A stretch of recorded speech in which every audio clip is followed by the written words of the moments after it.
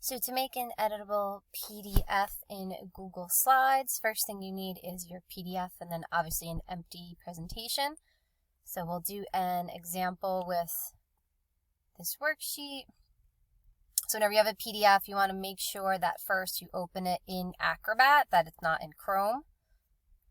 And then once in Acrobat, you want to convert this into an image. I mean, there's a couple of different ways that you can do that. The easiest way is to just go to File, Export, and then down here to Image, and choose JPEG. And it'll open up your file save. You pick where you want it to go, and then click Save.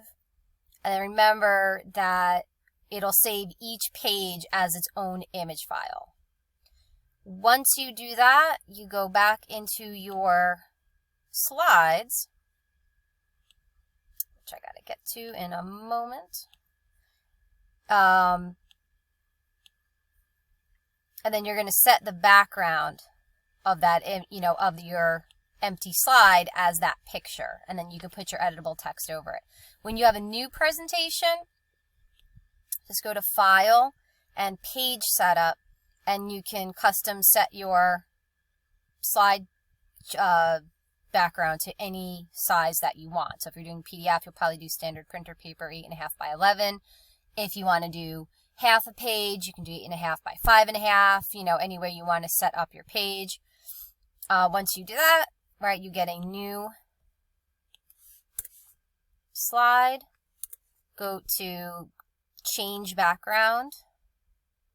Choose Image, Upload, and then go find your, image that you want. All done, and then it sets it as a background image, and then from there, you just, put your text boxes over where you need it, where you want them to actually be able to type. So go to Insert, Text box, and then make your text box. Up here is your fill color if you want to make it so the kids can see it and they know they're supposed to type in there.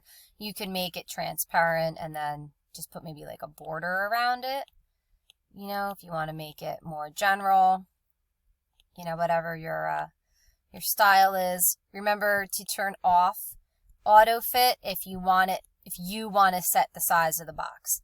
If you're doing something more like an essay or a writing prompt where, most of the page would be filled for writing, then you could just leave it as the auto fit on so that when they typed, it just got bigger and bigger with their text. But if you want to set the size of it, then you're going to have to turn off auto fit. All right, and then from there, you just copy and paste. Right, there's your auto fit. So right now I have it on Do Not Auto Fit. You can resize it if you want to grow bigger with them. I prefer usually to not auto fit. It's just easier. All right, and copy and paste. The only kind of snags you might get into is if you cannot save this as a JPEG because of any kind of restrictions that the owner has put on it. So you might have to get creative. A couple of ones from the sessions where some people print and scan the PDF, so that way the scanner turns it in JPEG. You can use your snipping tool, which is what I usually do. You can use Snagit, which I heard is better, but I have not played with it, so I can't really show you how Snagit works, but I've heard that Snagit is better. So you can, any way that you can get a JPEG of the PDF so that you can set the background for it. And that's it.